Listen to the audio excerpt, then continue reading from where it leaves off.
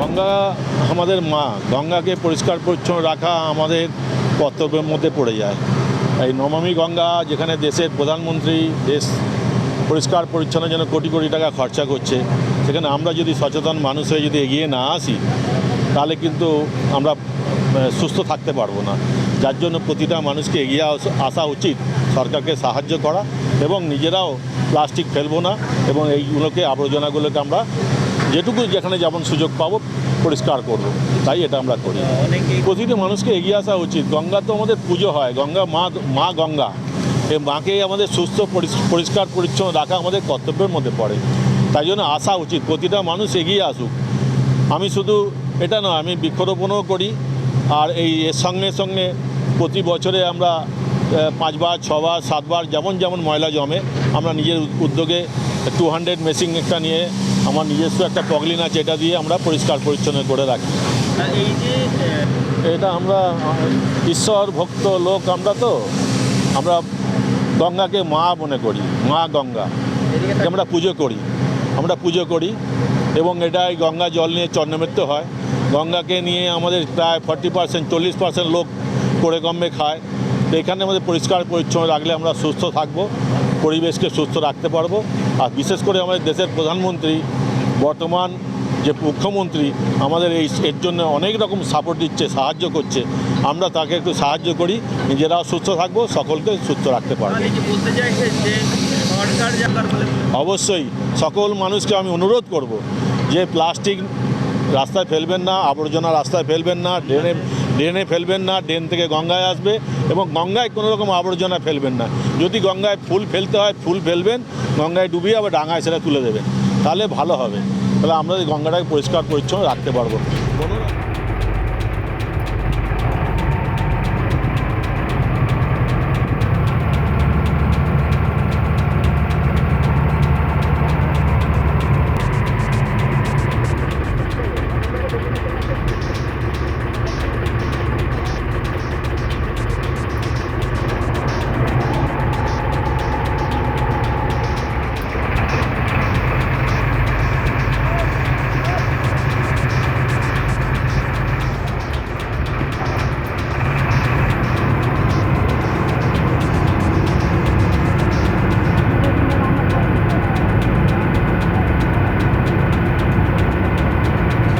আমি হিন্দু, এটা আমার কর্তব্য।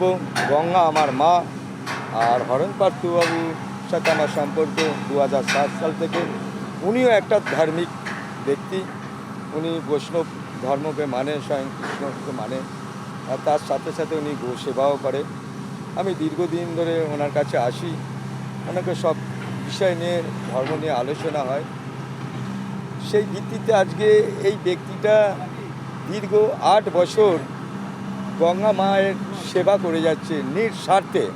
আমি চাইব প্রত্যেকটা হিন্দু যেসব আছে, ফ্যাক্টরি আছে, মালিকরা, তারাও এনাকে দেখে কিছু শিখুক। আর আমাদের মাননীয় যে এখন নতুন সরকার যে এসেছে, অগ্নিমিত্র পাল, উনি যে বিষয়টা মানুষের কাছে বার্তা দিয়েছে, গঙ্গাকে পরিষ্কার পরিচ্ছন্ন রাখা অবশ্যই দরকার। আবর্জনা যে নোংরা, প্রত্যেক গঙ্গার ধারে যে ফ্যাক্টরি আছে বা আরও কসাইখানা আছে, এরিয়া বড় বড় যে ড্রেন করেছে, হাই ড্রেন, সেখান থেকে যে নোংরা জল আসছে, প্লাস্টিক আসছে, সেগুলো থেকে যাতে মা গঙ্গাকে বাঁচানো যায় সঠিক উনি বার্তা দিয়েছে। তার সাথে সাথে ইনিও বার্তাও দিয়েছে কেউ যদি এই ধরনের নোংরা ফেলে তার সাথে সাথে ফাইনও করা হবে। আমি চাইবো এইসব বিষয়গুলো মাথায় নিয়ে আমার আদি অনন্ত সনাতন বৈদিক ধর্মের মধ্যে যারা আছে, অন্তর্গত ধর্ম যারা আছে, তাদেরকে সকলকে অনুরোধ করব গঙ্গা মাকে বাঁচাবার জন্য সকলে এগিয়ে আসুন, হরণ পাত্রদার মতন সকলে কাজ করুন। আমার মনে হয় ঈশ্বরের কাছে মঙ্গল হবে, গঙ্গা মাতাও আপনাদেরকে আশীর্বাদ করবেন। আমি অনেক দিন থেকে ওনাকে চিনি। উনি বিভিন্ন সামাজিক কার্যকলাপ করে থাকেন, বিভিন্ন বৃক্ষরোপণ করেছেন। করোনার সময় অনেক উনি মানুষের পাশে থেকেছেন, বিপদের দিনে উনি এগিয়ে আসেন। তার মধ্যে এটাও একটা ওনার মহৎ কাজ, কর্মকাণ্ড। কারণ গঙ্গা দূষণ বহুদিনের, মা গঙ্গাকে আমরা পবিত্র জলকে আমরা চরণামৃত হিসাবে গ্রহণ করে থাকি। সেই জায়গায় দাঁড়িয়ে গঙ্গায় প্রচুর, পুরো আমি হাওড়ার কথাই বলবো, যেহেতু আমি হাওড়াবাসী, তো হাওড়াতে প্রচুর ময়লা আসে কল কারখানার।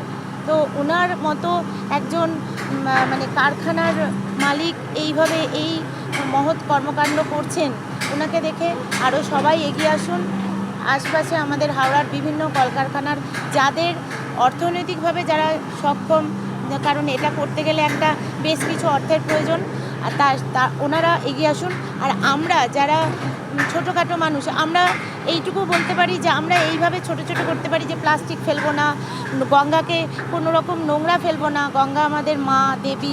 হ্যাঁ, আমি আমার মানে বিপরীত যারা আমাদের অন্য ধর্মের মানুষদেরও আমরা বলবো, যেহেতু আমরা গঙ্গাকে মা হিসাবে, আমাদের ধর্মের দেবী হিসাবে মানি, আপনারাও আমাদের হেল্প করুন, আপনারা নোংরা করবেন না।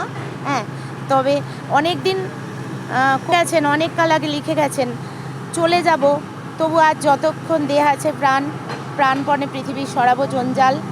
এ বিশ্বকে এ শিশুর বাসযোগ্য করে যাব আমি, নবজাতকের কাছে আমার দৃঢ় অঙ্গীকার। তো উনি লিখে গেছেন, সেই কথাটা আজকে সকলের মানা উচিত, এই বলে